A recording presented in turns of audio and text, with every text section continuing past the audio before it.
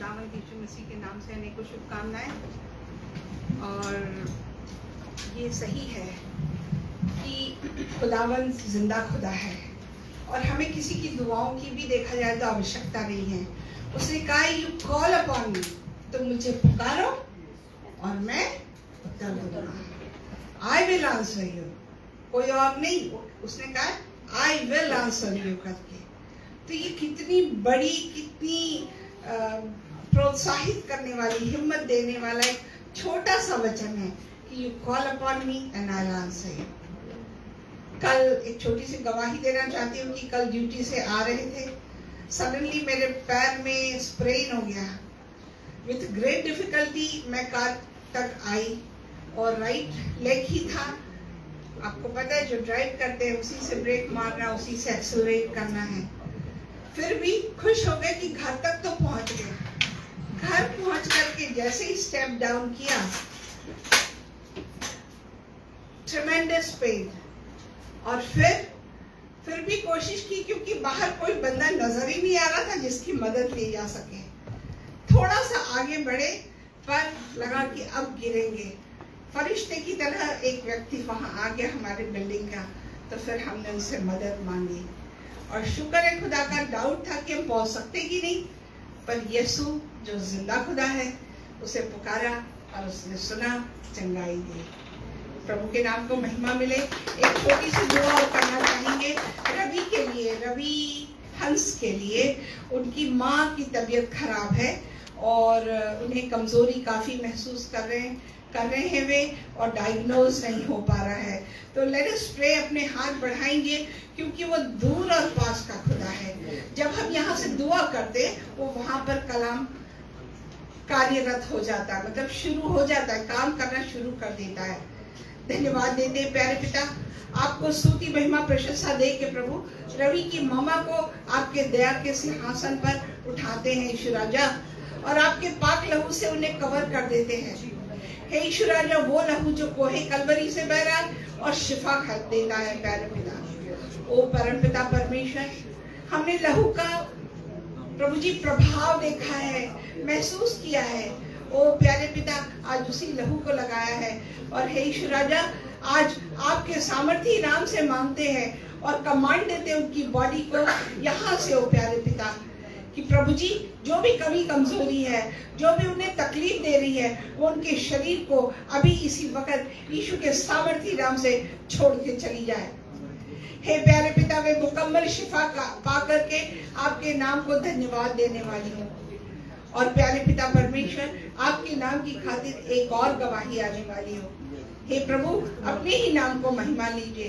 परम पिता, उनके घर की चार दीवार को, उनकी सीमाओं को प्यारे पिता आपके पाक लहू से कवर कर देते हैं। हे ईश्वर राजा, जो भी तकलीफें हैं उनके घर की दीवार से ही पलट के चली जाए। वे आपके नाम में हेल्दी महसूस करें प्यारे पिता। ओ हम विश्वास करते हैं, क्योंकि आपने कहा है कि जो कुछ तुम मेरे नाम से मांगोगे वो तुम्हें मिल जाएगा। और हे ईश्वर राजा, वो हम यीशु के सामर्थी नाम से रवि की मम्मा में कंप्लीट हीलिंग रिसीव करते हैं और आपको धन्यवाद देते हैं। यीशु के नाम से मांगते और पा लेते हैं। आमीन, आमीन, आमीन। आइए दुआ। आई बिलीव अशरफ साहब हमेशा कहते हैं कि सारे बाइबल के स्टूडेंट हैं, तो अच्छे बच्चों की तरह आप सब पढ़ के आए होंगे, देख के आए होंगे रेवलेशन का। और अगर किसी को याद है तो बता दे कि कहाँ छोड़ा था हमने रेवलेशन, तो हमें पता लगेगा कि आपने पढ़ा है। एनीवे, एग्जाम नहीं है और किसी को कंडेम नहीं किया जाता, हम खुदा के सामने सीखने आते हैं। और इसीलिए हम बता दें कि हमने जो प्रकाशित वाक्य 19 खत्म किया था, और प्रकाशित वाक्य 19 खत्म करके उसमें आगे हमने जाना था, और आज हम प्रकाशित वाक्य 20 शुरू करेंगे। लक्ष्मी, तो रेवलेशन 20 और ये शुरू करेंगे।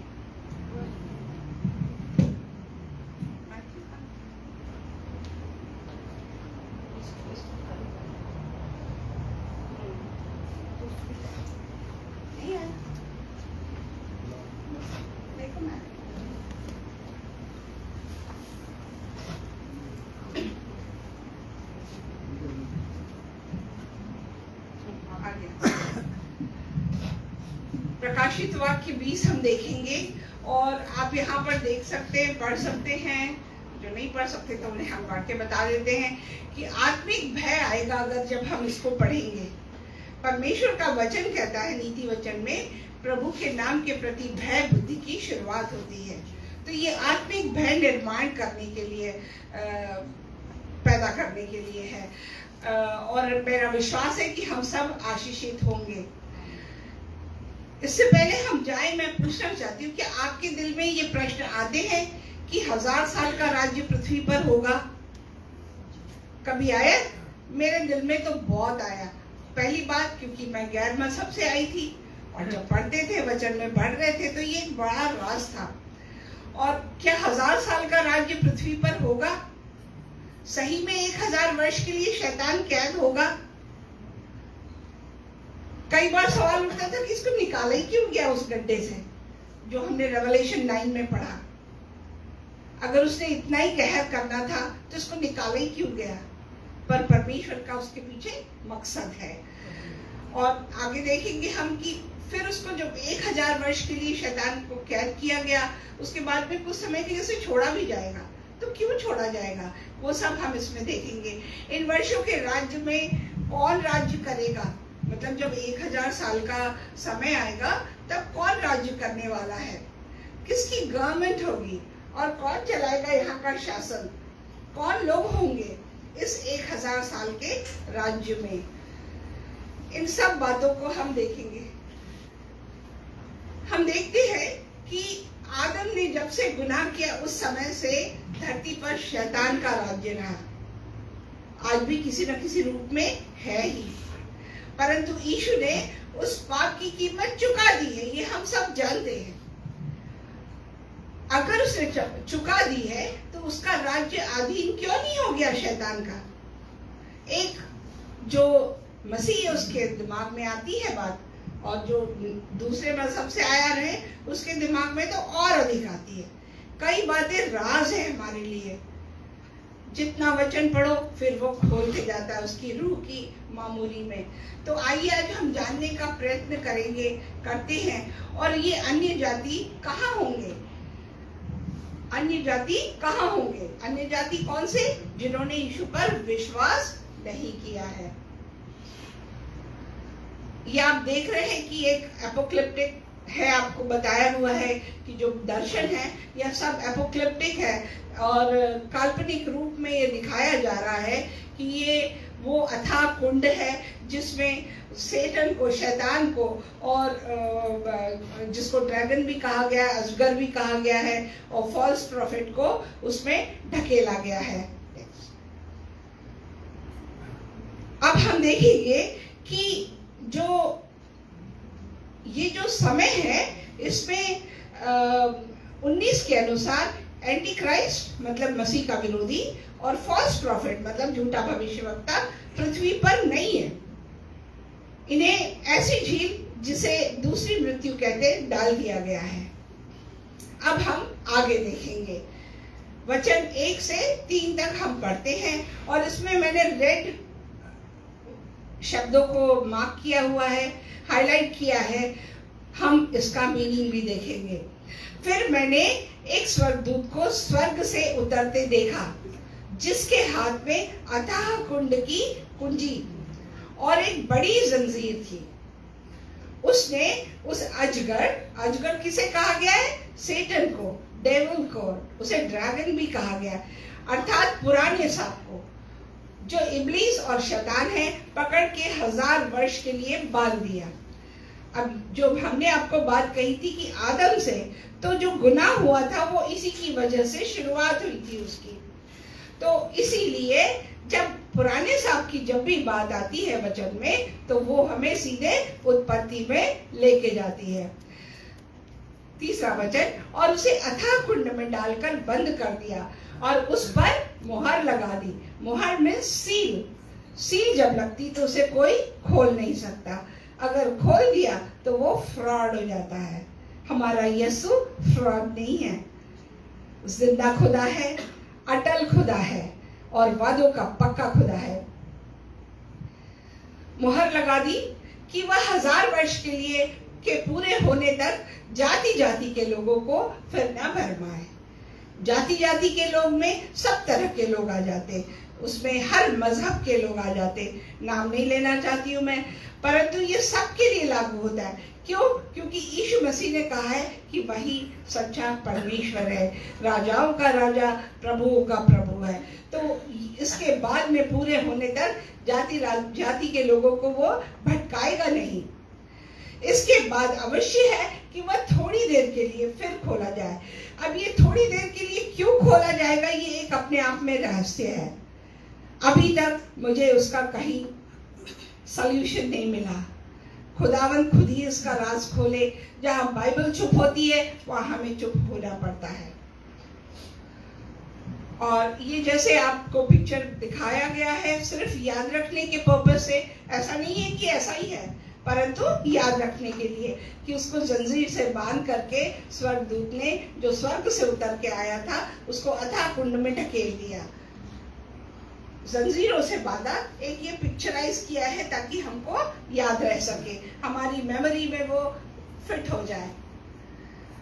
चौथा वचन देखेंगे, फिर मैंने सिंहासन देखे और उन पर लोग बैठ गए और उनको न्याय करने का अधिकार दिया गया। ये जो सिंहासन है ये सिंगुलर नहीं है, एक वचन नहीं है, ये बहुवचन है, प्लूरल है। तभी तो कहा गया कि उन पर लोग बैठेंगे, एक नहीं है, बहुत सारे सिंहासन हैं। क्यों? हमने पहले अध्याय में देखा और पढ़ते भी है कि हम खुदा के दाहिनी तरफ बैठ करके हम न्याय करेंगे, राइट? आई बिलीव कि सबको मालूम है, और उनको न्याय करने का अधिकार दिया गया है। मैंने उनकी आत्माओं को भी देखा जिनके सिर यीशु की गवाही देने और परमेश्वर के वचन के कारण काटे गए थे। किनको देखा? किनकी रूहों को देखा? हमने पहले भी पढ़ चुके, है ना?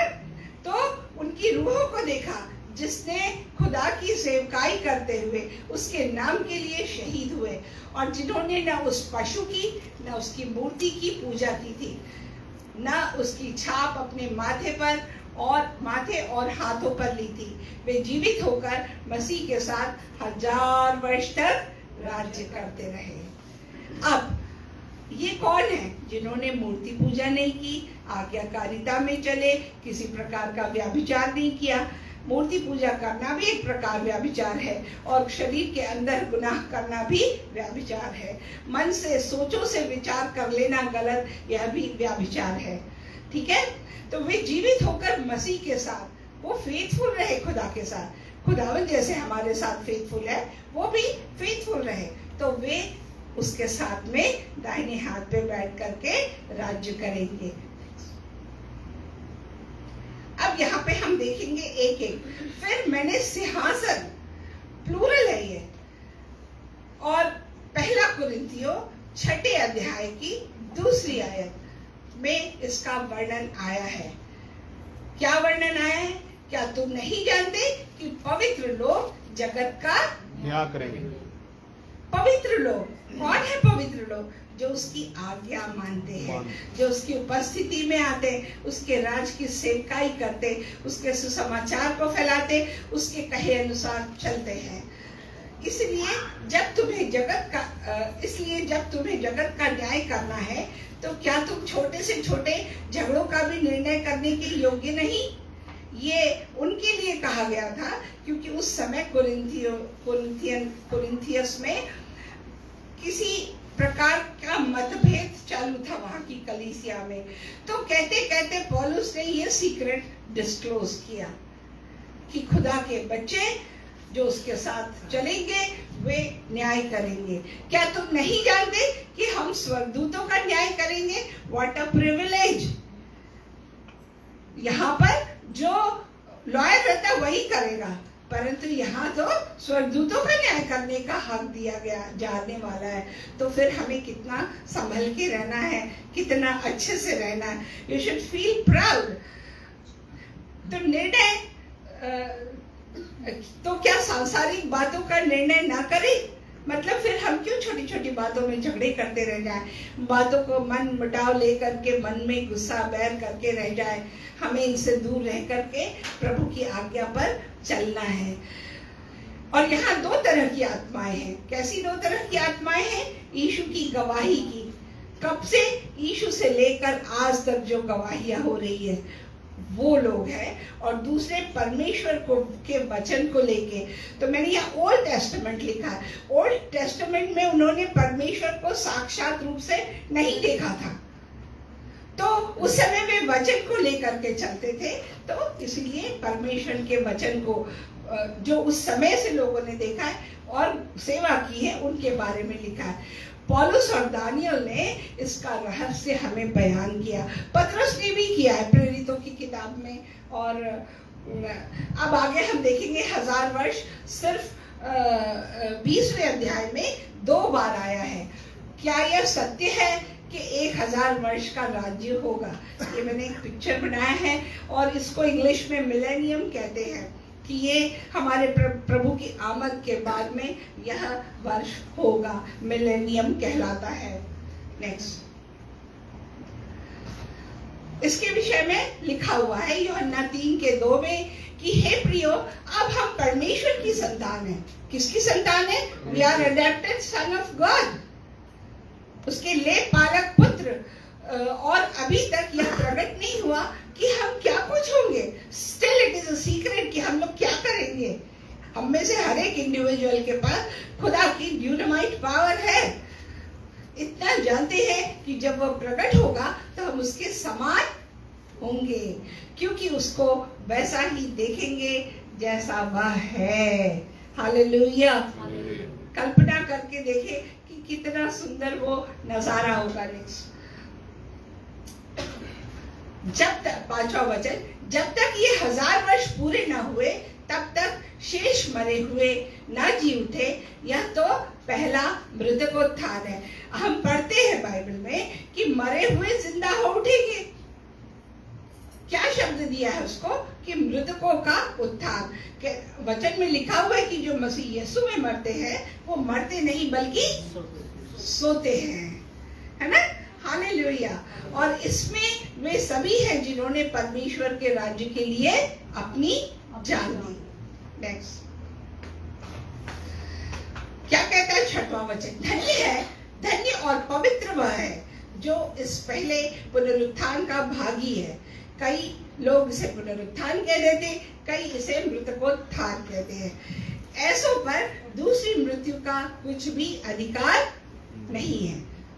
दूसरी मृत्यु आग के झील वाली है, पर वे परमेश्वर और मसीह के याजक होंगे। कैसे होंगे वे याजक? क्योंकि जब यीशु के सामने रहेंगे तो उसके लिए हम लोग गीत गाते हैं, प्रार्थना करते, कदूस कदूस कदूस कदूस तू ही है पाक खुदा, वो ही है पाक खुदा, करते हैं ना? तो हम उसके साथ होंगे, तो हम उसके याजक हो गए। उसके साथ 1000 वर्ष तक राज्य करेंगे। अब इसका जो डिस्क्रिप्शन है, जो वर्णन है, वो आया है इज़ेकियल, यह एज़ेकियल की किताब, उसका 20 अध्याय 20, इसका 27 से 29। आप लोग लिख लें, हमारे पास पढ़ने का टाइम नहीं है। आखिरी वचन हम खाली देखेंगे। यशाया 19 का 25, प्रेरितों के 1 के 6 में है। प्रेरितों का पढ़ लें। Acts of apostle 1st chapter 6th verse. Read better. Acts, book of Acts. नहीं, अमाल 1 का 6।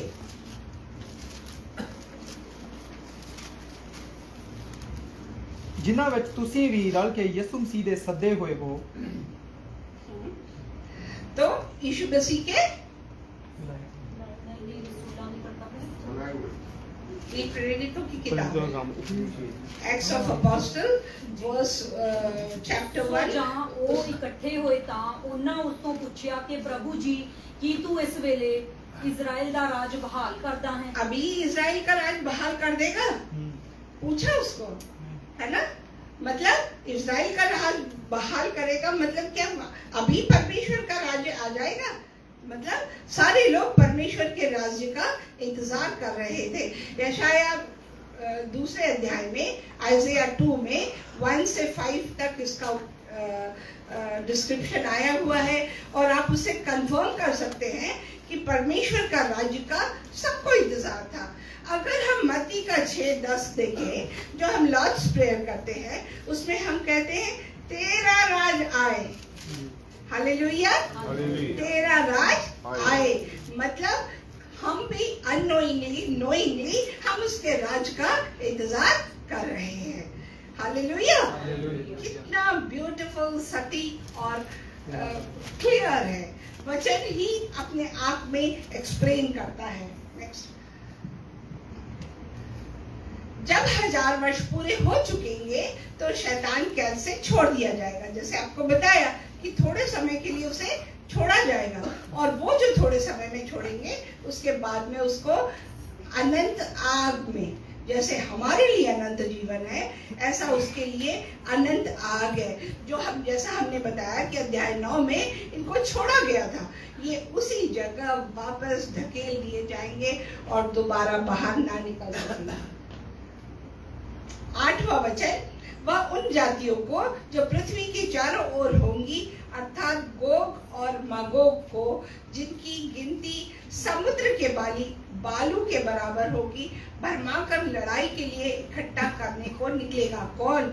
थोड़ी देर के लिए सेटन को छोड़ा गया है ना, अजगर को, ड्रैगन को, वो दुनिया के लोगों को लेकर के इजराइल के अगेंस्ट, वहीं से जो पैदा हुआ है वहीं उसके अगेंस्ट वह लड़ाई करने के लिए इकट्ठा करेगा भीड़। ये पिक्चर दिखाया गया है कि स्वर्ग का सिंहासन है परमेश्वर का, जो हमारा सृजनहार, हमारा रचयिता है, हमें बनाने वाला, सृजन करने वाला, उसके अगेंस्ट, जस्ट इमेजिन, प्रभु के अगेंस्ट ये काम करने जाने वाला है।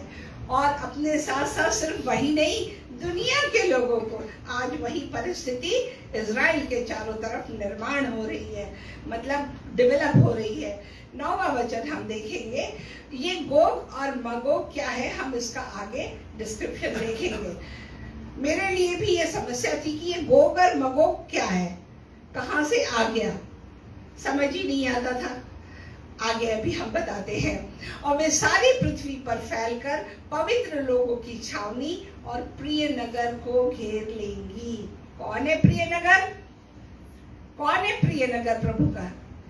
इज़राइल, उसके चुने हुए लोगों की जगह, वादों का देश, छावनी और प्रिय नगर को घेर लेंगी, और आग स्वर्ग से उतरकर उन्हें भस्म करेगी। किन्हें?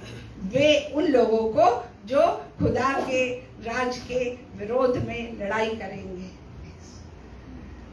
और उसमें टिड्डियों की तरह आएंगे। ये लिखा हुआ है इज़ेकियल की किताब में। अभी हम बताते हैं कि इस प्रकार से उसके ऊपर चढ़ाई करने का प्रयत्न करेंगे।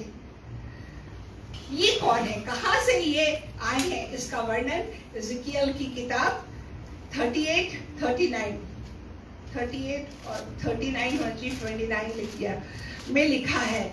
और 10वां वचन हम पढ़ेंगे, इसमें आपको गोग और मगोग के बारे में मिलेगा, और हो सकता है कि मैंने डाला भी हो और डिस्क्राइब करने के लिए। तो उनका भरमाने वाला शैतान आग और गंधक की उस झील में, जिसमें वह पशु और झूठा भविष्यवक्ता भी होगा, डाल दिया जाएगा, और वे रात दिन युगानुयुग पीड़ा में तड़पते रहेंगे। तो एक स्वर्गदूत दिखाया है और जंजीर आपको दिखाई हुई थी, उसके साथ में वो उसको, ड्रैगन को, अजगर को भी उस पे ढकेल देगा, जहां से वो थोड़े समय के लिए खोला गया था, वापस उस जगह डाला जाएगा और युगानुयुग पीड़ा में तड़पते रहेंगे। नेक्स्ट देखिए, मैं गोग और मगोग के बारे में और बताना चाह रही थी आपको। अगर आप खोले तो पढ़ ले उसको फिर से। 39 इज़ेकियल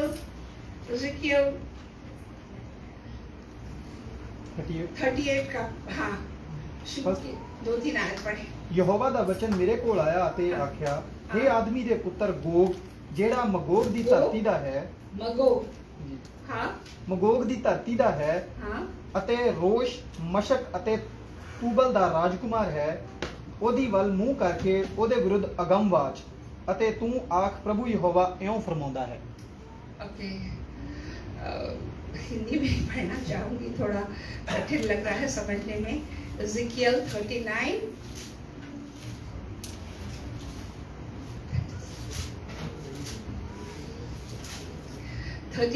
फिर हे मनुष्य के संतान, गोग के विरुद्ध भविष्यवाणी करके यह कह, हे गोग, हे रोश, मेशेक और तबूल के प्रधान परमेश्वर यहोवा यो कहता है, मैं तेरे विरुद्ध हूँ। मतलब परमेश्वर इन सब लोगों के विरुद्ध है। जो उठेगा इजराइल के अगेंस्ट, जो उठेगा उसके लोगों के अगेंस्ट, क्योंकि आप अपने आप में एक इजराइल है, उसके अगेंस्ट जो भी उठेगा वो उसको नाश करेगा, क्योंकि परमेश्वर ने कहा है कि मैं उसके अगेंस्ट हूँ। और परमेश्वर का जो कहा हुआ वचन है वो ए और आमेन है, उसे कोई टाल नहीं सकता।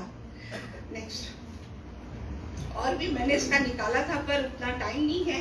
फिर मैंने एक बड़ा श्वेत सिंहासन और उसको जो उस पर बैठा हुआ है देखा, और उसके सामने से पृथ्वी और आकाश भाग गए और उनके लिए जगह ना मिली। इसीलिए सिर्फ परमेश्वर, उसका वचन अटल है, बाकी सब अस्थाई है, सारा खत्म हो जाना है। और बड़ा श्वेत सिंहासन, ये श्वेत सिंहासन क्या है? This is called white throne judgment, श्वेत सिंहासन का न्याय। और ये जो श्वेत सिंहासन, ये बड़ा कहा गया है। बड़ा क्यों कहा गया? क्योंकि परमेश्वर ने खुद कहा हुआ है इतने लोगों का न्याय करना है। एक कल्पना करके देखें कि उसके पास कितनी बड़ी संख्या में लोग हैं, तादाद में लोग उसके पास जाएंगे जो न्याय से होकर के गुजरने वाले हैं। तो वो एक कल्पना की गई हुई है, और ये पिक्चराइज किया है कि श्वेत सिंहासन, ऊपर में वो एक स्वर्गदूत का के रूप में, क्योंकि वे श्वेत वस्त्र पहने होते थे, तो ये उस प्रकार से जो ऊपर ब्लू व्हाइट दिख रहा है उसमें दर्शाया गया है। जो बीच में है ये आग की झील है, और जो दोनों साइड में है यहाँ पर वे हैं जो मसीह होकर के गुनाह कर बैठे और जिन्हें माफी ना मिली, और दूसरी तरफ अन्य जाति। तो इस प्रकार से एपोक्लिप्टिक है, पिक्चराइज किया हुआ है कि हम याद रख सके। वचन 12 से 15 हम आगे बढ़ रहे हैं। यहाँ किताब और किताबों का शब्द आया है, किताब और किताबों का। किताब जीवन की किताब कहलाती है, किताबों का वो हिसाब होता है। हम लोग अकाउंट्स लिखते हैं ना, उसकी बहुत सारी किताबें होती है। तो जो आपके अच्छे काम है, जो बुरे काम है, उसका अकाउंट लिखा हुआ जिसमें, वो है किताबों। ओके, सो फिर मृतकों का न्याय के बारे लिखा है। किसका न्याय होगा वहां पर? जो प्रभु में सो गए हैं, जो प्रभु यीशु मसीह में सो गए, और जो अन्य जाति के लोग हैं। पृथ्वी, समुद्र और मृत्यु तथा अनंत मृत्यु का इसमें वर्णन आया है। पृथ्वी, समुद्र और मृत्यु और अनंत मृत्यु। मृत्यु क्या है, अनंत मृत्यु क्या है, और पृथ्वी समुद्र का। क्यों? क्योंकि वचन में लिखा हुआ है कि समुद्र अपने मृतकों को फेंक देगा जो उसमें मरे होंगे, आकाश फेंक देगा। तो उन सबको क्यों फेंकेंगे वो? क्योंकि उनका न्याय किया जाएगा। नेक्स्ट, इसका 12 से 15 में डिस्क्रिप्शन है।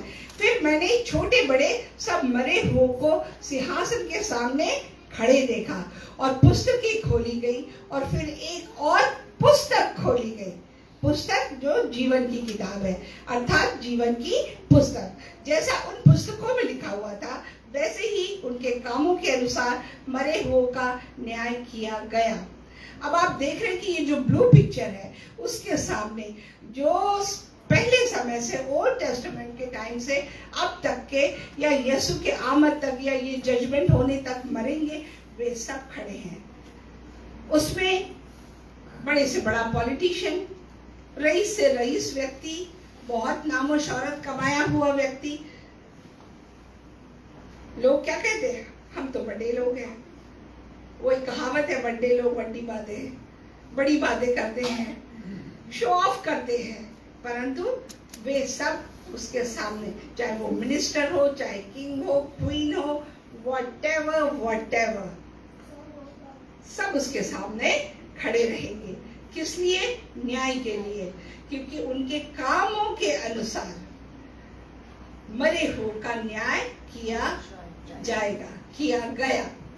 अब आप ये देख रहे हैं कि एक किताब है और दूसरी तरफ किताबें हैं। तो जिसका नाम जीवन की पुस्तक में है वो किताब में होगा, जिसके कामों का लिया जाएगा हिसाब वो किताबों के अंदर होगा। तो कभी जब इस प्रकार से हम गीत गाते, एक रियाज भाई लोग गीत गाते, खुल जाएंगी किताबें, सबका हिसाब होगा, इंसाफ का तराजू यीशु के हाथ होगा। तो we have to be very very careful. कई बार हम ये वचन सुनते हैं कि मसीही जिंदगी आसान नहीं है, और कान में खुजली करने वाले, आपके दिल को खुश करने वाले बहुत वचन देने वाले आते हैं, प्रचार करने वाले, पर सच बात को बोलने के लिए बहुत कम लोग आते हैं, जो आपको चिमटी भी काटेंगे, जो आपके हृदय में ऐंठन लाएंगे, आपको कन्विक्ट करेंगे। तो कभी जब ऐसा होता है तो उससे घबराना नहीं है। हम यीशु के हैं और हमें अपने आप को करेक्ट करना है। वो हमेशा हमें दूसरा मौका देता है।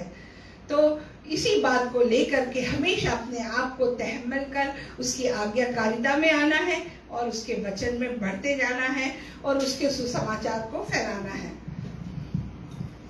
13वां वचन देखेंगे, समुद्र ने उन मरे हुओं को जो उसमें थे दे दिया, अभी बताया, और मृत्यु और अधोलोक ने उन मरे हुओं को जो उनमें थे दे दिया, और उनमें से हर एक के कामों के अनुसार उनका न्याय किया गया। यहाँ पर दिखाया हुआ है एक प्रकार से कि 24 उसके आजू बाजू सिंहासन के बैठे हुए हैं जिन्होंने न्याय करना है, और जिन्होंने सही काम किए, उसकी आज्ञाकारिता के अनुसार चले हैं, वे सीधे परमेश्वर के पास पहुंचेंगे, क्योंकि वो जीवन की किताब, इसमें मैंने लेफ्ट और राइट करके लिखा हुआ है आई बिलीव, तो जिसके बारे में वर्णन हमें मत्ती की किताब 25 अध्याय इसका 31 से 46 में मिलता है। तो यहाँ दो समूह या झुंड है, एक राइट और एक लेफ्ट। इन झुंड के बारे में देखेंगे। लेफ्ट वाला जो है मत्ती की किताब 16 के 26 में लिखा हुआ है कि यदि मनुष्य सारे जगत को प्राप्त कर ले और अपने प्राण की हानि उठाए तो उसे क्या लाभ होगा। जस्ट इमेजिन कि आपकी रूह ही नहीं सही जगह पे, तो धन दौलत कैसे, कुछ काम की नहीं है। अलेक्जेंडर द ग्रेट खाली हाथ गया।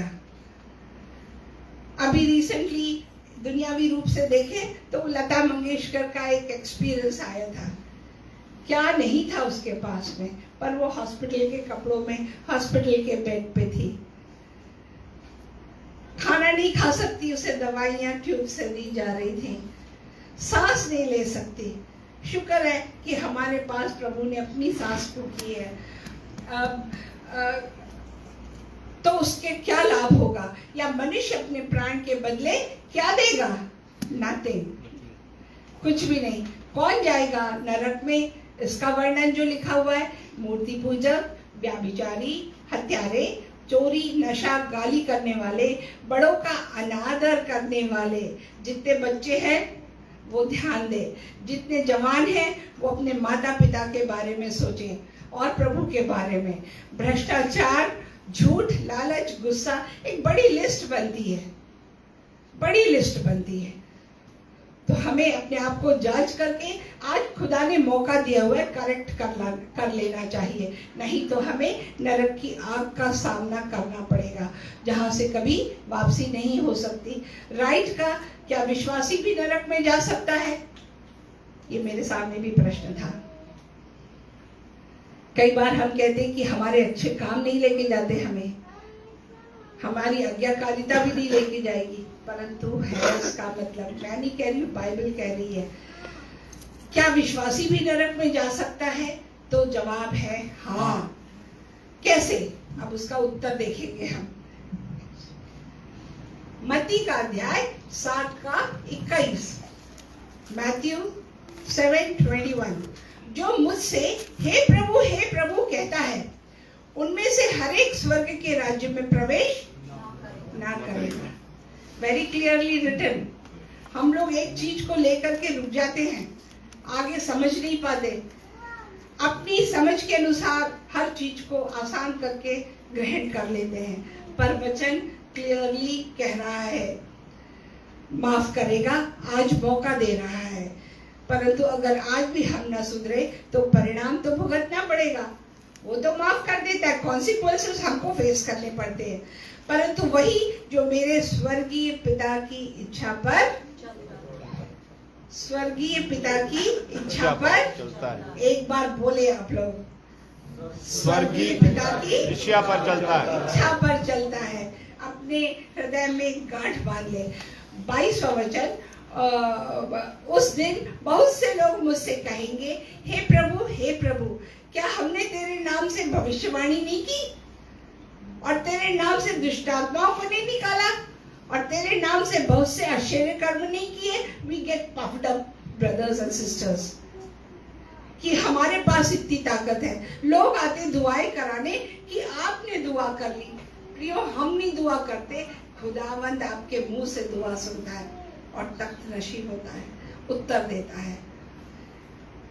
सिंपल सा सेंटेंस है उसका वचन, you call upon me and I will answer you. Hallelujah. बुलाओ उसको, किसी से भी करने की जरूरत नहीं। प्रार्थना करना अच्छा है, कॉर्पोरेट प्रेयर अच्छी है, पर जब आपकी व्यक्तिगत आवश्यकता है, प्रभु से बात करना बहुत अधिक जरूरी है। तब मैं उनसे खुलकर कह दूंगा। He is saying angrily, गुस्से के साथ बोल रहा है। प्रभु हमें सिखाना चाह रहा है कि मैंने तुमको कभी नहीं जाना, कह दूंगा वो। तब मैं उनसे खुलकर कह दूंगा, मैंने तुमको कभी नहीं जाना। हे कुकर्म करने वालों, मेरे पास से चले जाओ। कितना हर्ट होता है जब आपका कोई प्रियजन या बड़ा गुस्से में बोल दे, मेरे सामने से चले जा। आपका बॉस बोल दे, फिर भी वहां तो बचत हो जाती है, खुदावंद खुदा के सामने नहीं होगी। प्रियो, आगे देखेंगे हम। 14, मृत्यु और अधोलोक आग की झील में डाले गए, और यह आग की झील दूसरी मृत्यु। एक बार जो नरक में चला गया वो दूसरी मृत्यु होगी। नेक्स्ट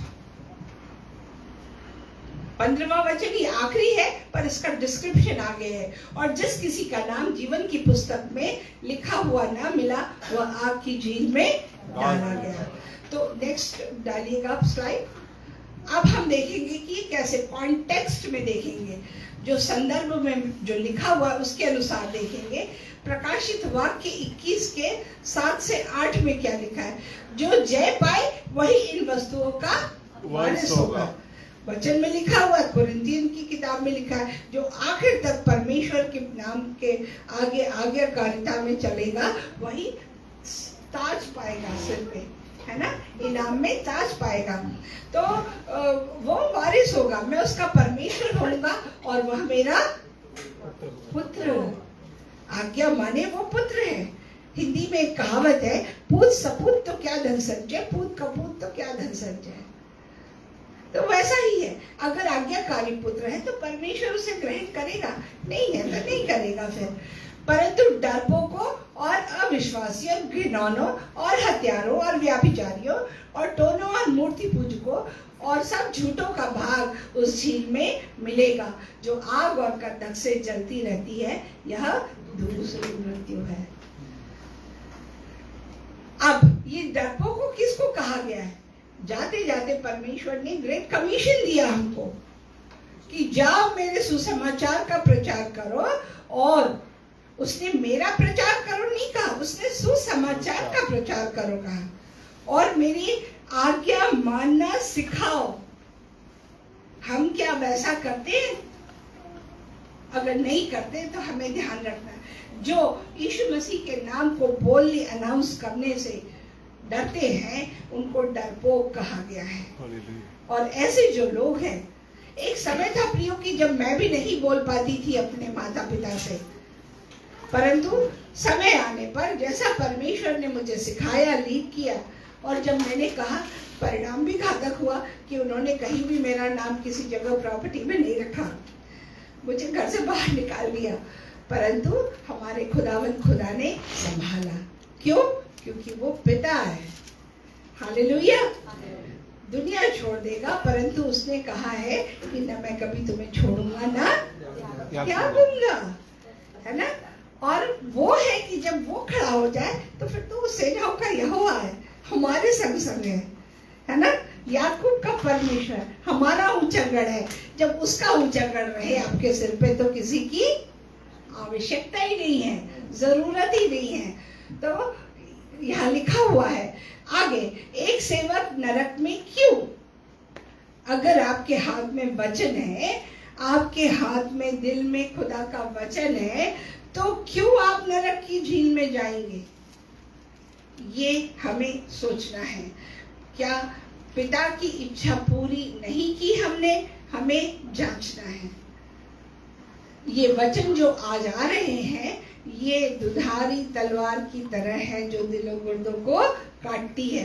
तो हमें इन बातों को विचार करना है प्रियो।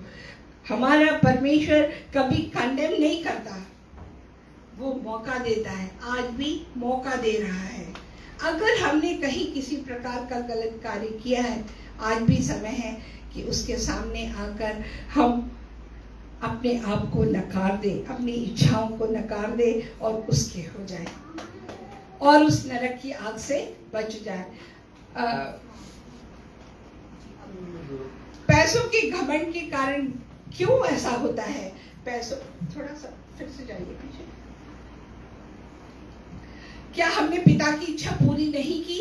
तो यहाँ पे मैंने एग्जाम्पल दिया है एली के बारे में कि एली के पुत्रों ने कैसा जीवन बिताया जो परमेश्वर को प्रसन्न न करने वाला था, परमेश्वर को गुस्सा दिलाने वाला था। अपने पिता की इच्छा के विरुद्ध उन्होंने कार्य किया, परमेश्वर की इच्छा के विरुद्ध कार्य किया, और परिणाम उसके पिता को भी भुगतना पड़ा और उन पुत्रों ने भी भुगता।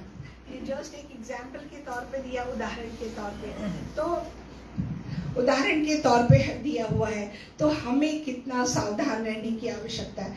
और इसमें सबकी गिनती होती है, चाहे कोई प्रचारक हो, चाहे आप हो, संत हो खुदा के, चाहे उसके कोई सेवक हो, सबकी गिनती आती है और वह सबको मौका देता है कि हम उसके अनुसार एनालाइज कर ले अपने आप को। नेक्स्ट देखें लकवी। तो कैसे होता है? पैसों के घमंड के कारण, व्याभिचार के कारण।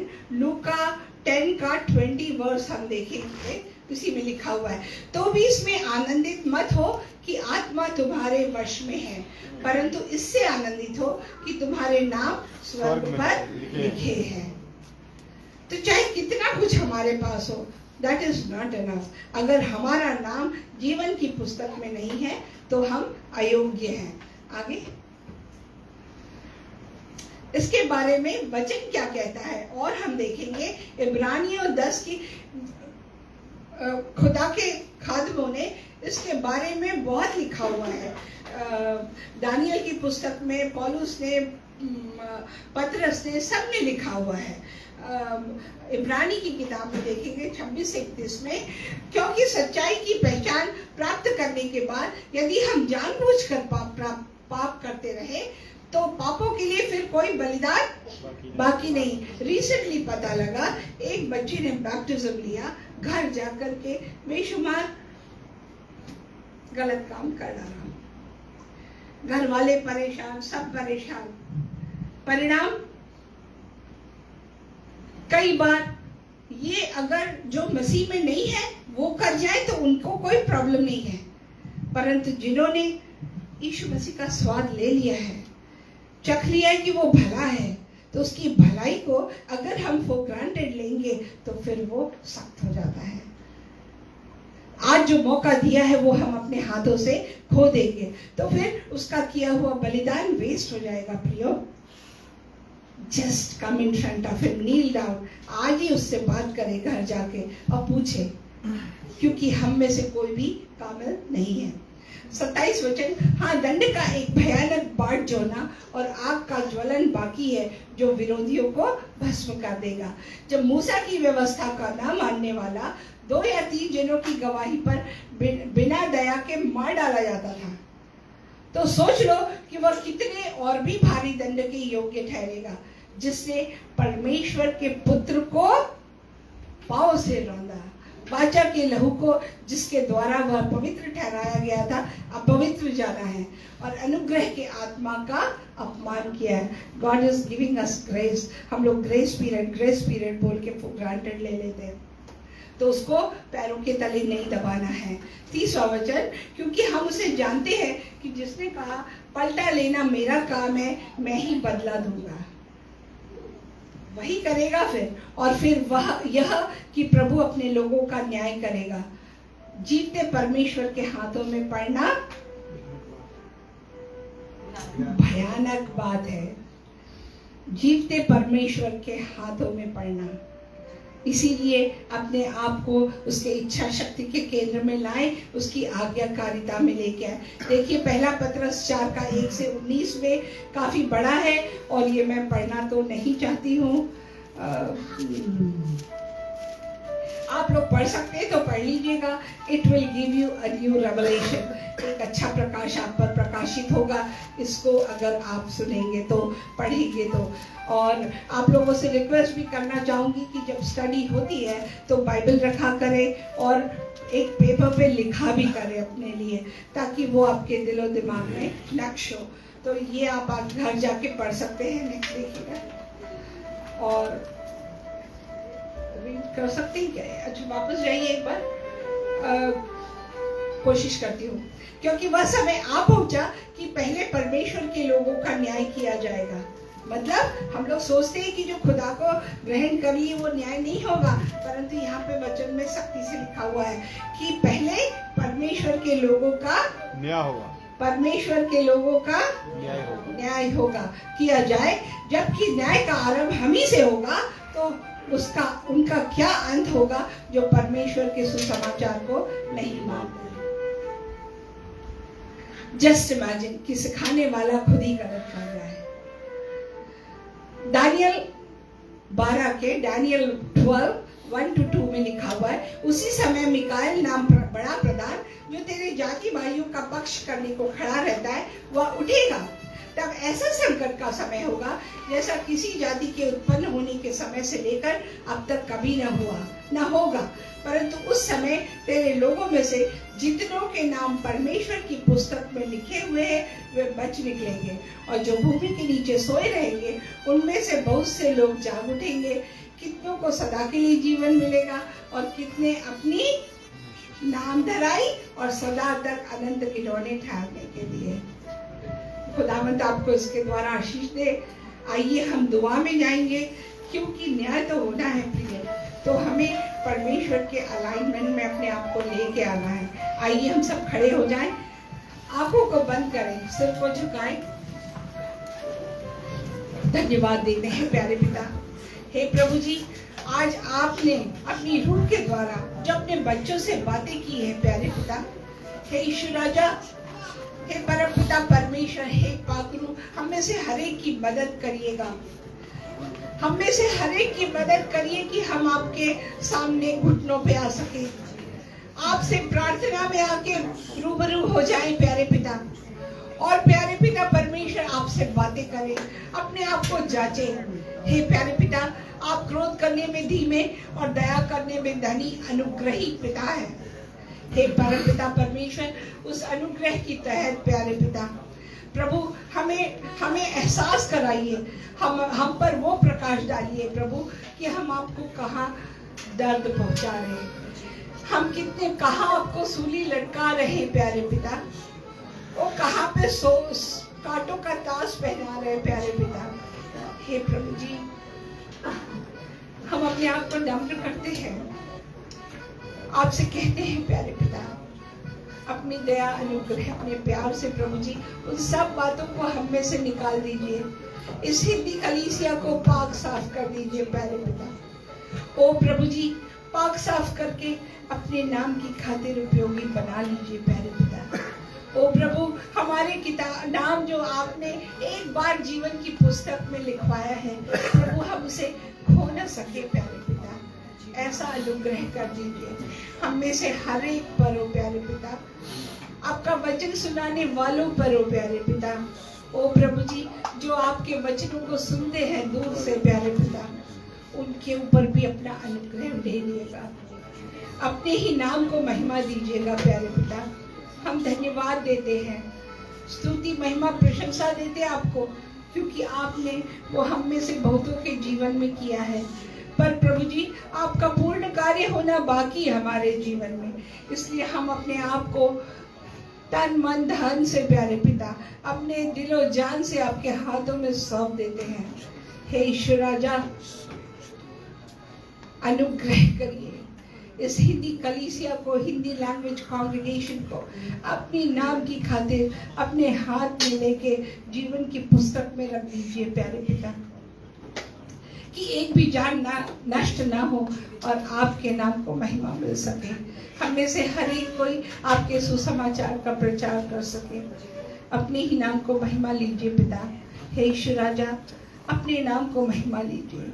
हे पाकरू, हमारी मदद करके अपने नाम को महिमा लीजिए। धन्यवाद देते हैं, स्तुति महिमा और प्रशंसा देते हुए प्रभु जी, इस प्रार्थना को आपके प्यारे बेटे यीशु मसीह के मीठे पवित्र और सामर्थी नाम से मांगते और पा लेते हैं। आमीन। आमीन। God bless you.